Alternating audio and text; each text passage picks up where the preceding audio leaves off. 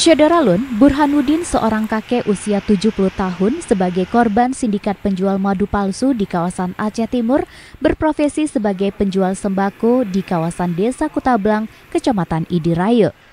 Kakek ini ditipu oleh sindikat penjual madu palsu sampai 30 juta rupiah. Uang untuk membeli madu itu hasil meminjam dari orang lain dan hasil menjual perhiasan istrinya serta menggunakan uang tabungan. Burhanuddin bercerita kronologis awal kejadian tersebut. Berawal pada awal Januari 2021 lalu, datang dua pemuda ke tempat usahanya jelang maghrib menggunakan sepeda motor. Kedua pemuda itu mengaku oknum anggota dan satu lagi mengaku bernama Adi, menghampiri Kek Burhan dan menawarkan madu sebanyak 4 kg dengan harga Rp150.000 per kilogram. Saat itu, kata Kek Burhan, ia tidak mau membeli. Tapi orang tersebut meminta tolong agar dibeli madunya karena sedang kesusahan. Ini madu yang sempat dia beli 3 juta, Pak. Ya, 3 juta. Kemudian yang terakhir dia bawa yang 60 kilo ini. 60 kilo ini. Ini madu bening. Ini madu bening. Ini yang madu dia bawa juga nih. Ini yang Bapak beli. Hah? Harganya berapa nih, Pak? Ini 500 per kilo. 500 per kilo. Ini yang Bapak bayar? 28 juta. 28 juta.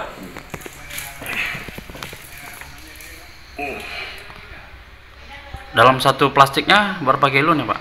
Ini sekitar 8 kilo setengah. 8 kilo semua ya. Berapa plastik waktu itu dibawa? 7 plastik.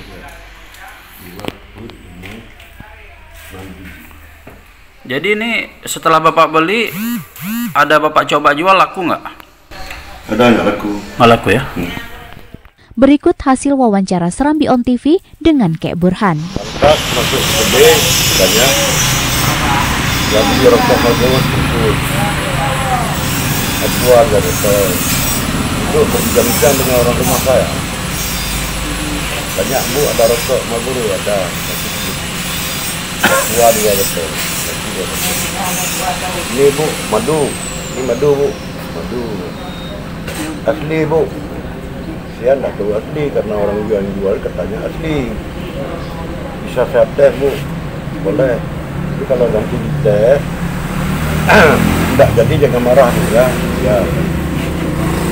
Lihatlah. Berapa Bu total? 150. Ada kurang Bu? Terus saya tanya sama Bapak dulu. Masuk ke dalam, tanya sama saya, keluar, duduk sama dia. Pak, saya ini Rahmat Syah namanya.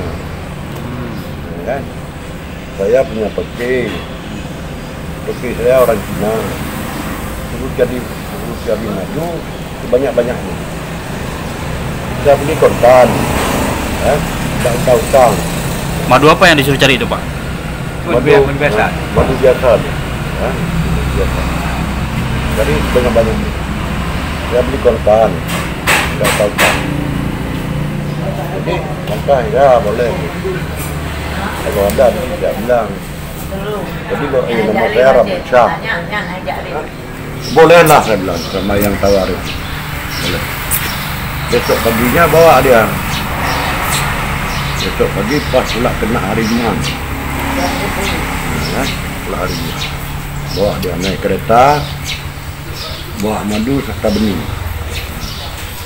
Jadi madu kira-kira 12 kilo, saya bayar 600.000, tambah bening itu 60 kilo, disuruh bayar 56 kilo. Kali? Jadi saya tanya kan, berapa lama nih Pak, madu dari mana ada ambil? Ini dari pokok kayu katanya. Yang ngambil ini orang Tiso, orang potong kayu.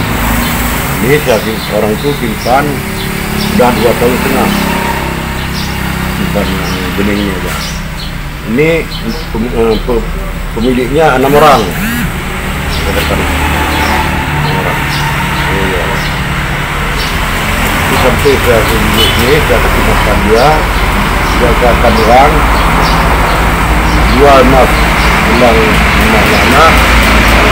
Misalnya saya utang pada Thomas dengan anak saya jumlah 28.500 saya bayar lagi. Jadi 56 kilo itu kali harganya berapa? 500. 500. Ya 500. Jadi total Pada hari itu berapa total yang Bapak bayar? 28 juta 600 ribu kepada si Adi. Namanya apa lagi? Menawarkan madu pada saya. Ya. Madu itu diambil dari pokok kayu katanya. Ya. Jadi ini ada 4 bungkus, Pak. Bapak belilah 4 bungkus ini. Bilang saya tak ada uang. Jadi tolonglah Pak. Akhirnya saya ambil 2 bungkus dengan harga 1 bungkus 100. Jadi yang 2 bungkus itu kita utang. Kira-kira ada 1 minggu kemudian yang sisa 2 bungkus itu tagihnya sekali. Jadi saya tanya, ini asli Pak. Akhirnya saya belilah 2 bungkus, yang 2 bungkus utang, 1 minggu kemudian dah tagih yang 2 bungkus itu. Tagih, ambil rokok, Marlboro, 1 bungkus, ambil rokoknya 1 bungkus. Selebihnya saya bayar uang. 1 minggu kemudian. Kenapa Bapak tergiur untuk membeli itu, Pak? Karena katanya, saya pikir kan dia modal saya 500. Bahkan dia terima 900. 400 per kilo. 400 ribu per kilo saya untung. Enggak, saya nggak sangka pun, nggak terpikir pun bahwa ini Kena tipu. Karena kan ditanya sama anak saya lagi. Diyakinkan anak saya dengan hati. Katanya dia udah peladu. Saya di gunung sana.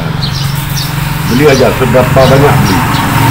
Sebelumnya Bapak mengenal nggak madu asli? Nah, saya nggak pernah beli madu inilah kali ini. Baru Cuma kali. ada orang lain pun yang jual, cuma orang-orang itu aja. Bapak belinya dari dia aja? Dia aja, nggak ada orang lain. Nggak banyak. Kira-kira ada 2 minggu kemudian dia bawa kawan, pakai jaket, celana pendek, pakai peci, bawa dia 21 kilo.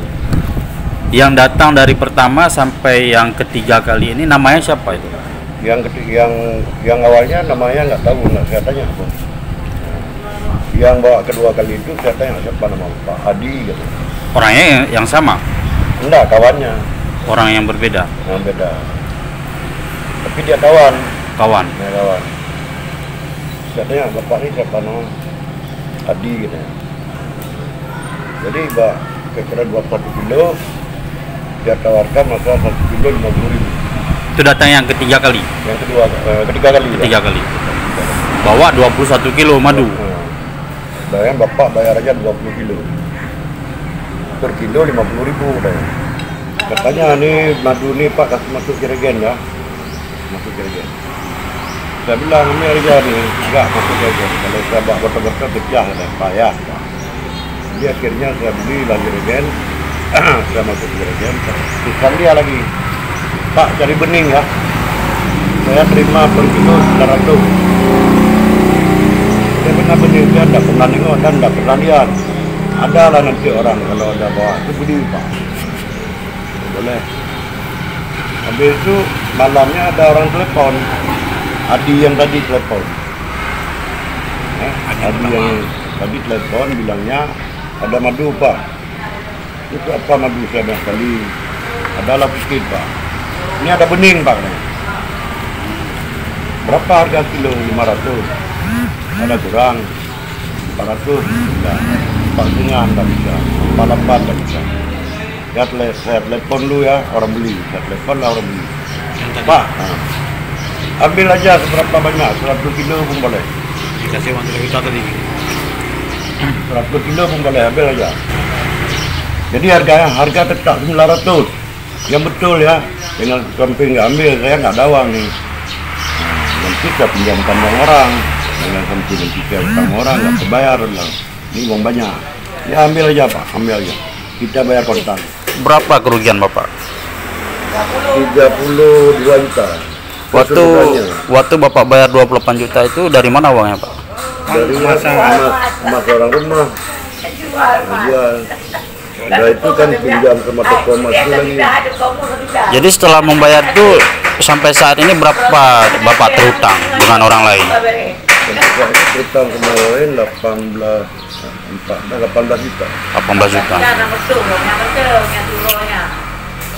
Setelah kejadian ini apa yang sudah Bapak lakukan?